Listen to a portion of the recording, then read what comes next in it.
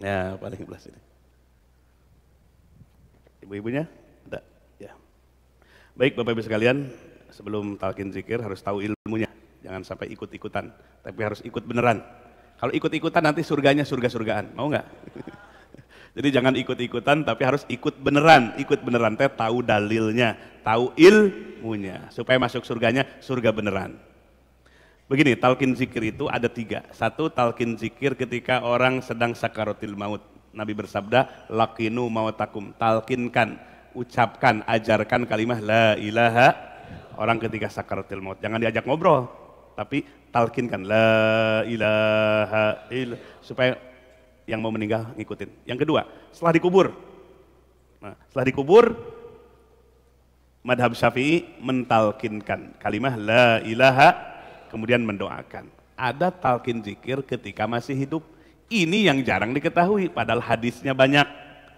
Nabi sendiri ditalkinkan zikir kalimah la ilaha illallah oleh Jibril alaihissalam dalam surah Muhammad ayat ke-19, ayatnya fa'lam annahu la ilaha illallah.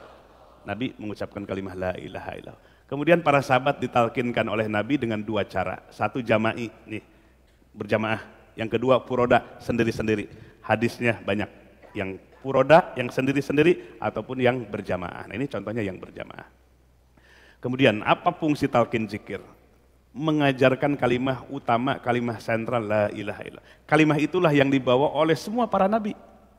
Para nabi membawa kalimah yang sama, kalimah la ilaha, kalimah tauhid, tiada Tuhan yang berhak diibadahi kecuali, terjemahnya tiada Tuhan yang berhak diibadahi kecuali semua para nabi. Termasuk nabi kita, Nabi Muhammad sallallahu alaihi wasallam. Satu. Kenapa itu diajarkan? Supaya terhunjam dalam kolbu, bukan hafalan. Mungkin anak TK juga banyak yang hafal la ilaha. Beo juga kalau diajarin bisa mengucapkan la ilaha, tapi tanpa makna. Nah, talqin zikir itu mengajarkan kalimah la ilaha illallah dengan maknanya. Supaya maknanya terhunjam dalam kolbu. Tiada Tuhan yang berhak diibadahi kecuali Allah. Jadi segala aktivitas kita harus semata-mata karena siapa? Dan dalam bingkai ibadah. Ke kantor bingkainya ibadah, di rumah tangga bingkainya ibadah, dan Allah lah yang jadi tujuan. Itu makna dari la ilaha. Jangan sampai hidup nggak punya tujuan. Hidup tuh bingkainya harus ibadah, petunjuk dari Allah, tujuannya Allah. Itu yang benar. Maka talqin la ilaha illallah supaya kolbu kita memahami, memaknai kalimah la ilaha illallah. Semua hidup kita siang dan malam, bahkan tidurnya pun harus jadi bingkai, jadi ibadah. Kemudian tujuan hidup kita siapa? Allah. Satu itu. Kedua, mursyid seperti Nabi mengajarkan talqin zikir kepada sahabat yang mursyid kepada murid-muridnya. Tujuannya supaya hati murid itu punya pembimbingnya, yang pengikatnya adalah talqin zikir. Setiap orang punya bapak jasmani, betul nggak? Coba lihat di akte kelahiran. Ada ayah kita nggak? Punya semua nggak? Nah, itu adalah bapak jasmani. Sementara kita manusia jasmani saja atau ada rohaninya? Rohani pun harus punya bapak, disebut Abu Ruh. Siapa Abu Ruh, bapak rohani? Bagi sahabat adalah Rasulullah SAW. Bagi para murid adalah mursyidnya. Jadi rohaninya terpandu. Seperti bapak biologis kita membesarkan dan merawat fisik kita. Bapak rohani merawat kolbu dan rohani kita supaya sampai mengenal kepada siapa? Mengenal kepada. Itu maksud talqin zikir. Sehingga dalam kitab Al-Anwar Al-Qudsiyah, seseorang yang belum talqin zikir itu kolbunya sendirian aja. Banyak bapak ibu sekalian sekelas kiai setelah ustadz. Mereka berkonsultasi ke bapak, Syekh kenapa ya? Saya tukang ngajar, tukang dakwah, usia udah 70, tapi kalau sudah malam, mencekam rasa takut, takut kematian, takut gitu. Itulah tanda kolbu sendirian, ibarat ring besi satu.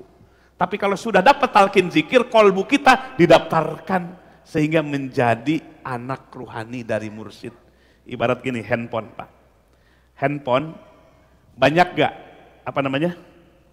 XL, apa namanya itu? Provider. Kita pingin punya telepon yang tersambung termasuk ke internet. Ya, cukup beli handphonenya saja apa enggak? Harus beli apa? Daftar kemana? provider yang kita tuju. XL lah, M3 lah. Nah, kemudian kita beli. Dituliskan nama kita. Setelah ditulis, terdaftar nggak kita di provider itu? Terus tiap bulan harus bayar apa? Kuota. Nama kita mau ke Amerika, terus tersambung. Tidak hilang. Begitu juga talqin zikir. Talqin zikir di pagi hari ini Allah catat. Tidak akan dipisahkan lagi dengan mursidnya. Sepanjang murid itu bimbingan sampai nanti di surganya Allah Subhanahu wa Ta'ala. Ya, itu contoh perbandingan dalam ilmu teknologi informasi. Apalagi kolbu kita yang langsung ditiupkan oleh Allah lebih canggih ketimbang smartphone. Betul nggak? Bisa kemana-mana. Rohani murid dengan mursidnya disatukan oleh Allah. Walaupun fisiknya berjauhan, tapi hatinya didekatkan oleh Allah. Jauh di mata, dekat. Mau gitu nggak? Jauh di mata dengan mursidnya, tapi dekat di hati. Terasa terbimbing, mau berbuat dosa, aduh guru ada, ya ngingetin. Mau berbuat maksiat, aduh malu. Selalu seperti itu. Seperti para sahabat sudah berjanji kepada Nabi dengan talqin dan beatnya, tidak akan berbuat zina, tidak akan berbohong. Di belakang Nabi ada wanita yang membuka auratnya ngajak berbuat zina. Si sahabat tuh ingat dia sudah talqin, dia sudah beat kepada Nabi. Salah satu isi beatnya tidak boleh berbuat zina. Sampai bergetar hatinya, gak jadi berbuat dosanya. Kenapa? Wajah Nabi ada di pelupuk matanya. Penting apa enggak?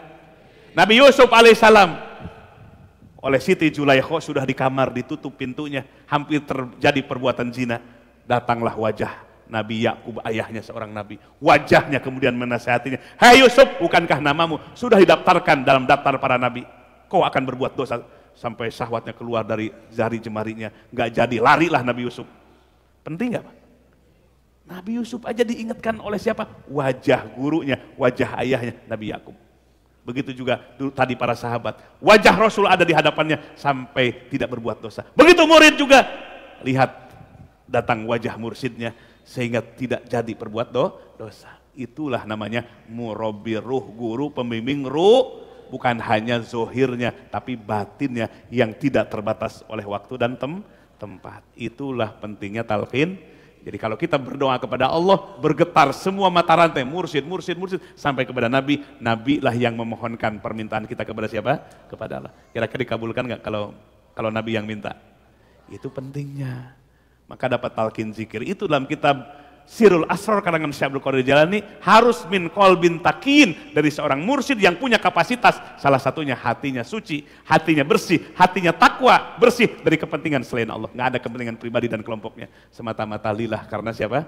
Karena Allah. Itu saja sebagai ilmunya. Ya. Baik Bapak Ibu sekalian.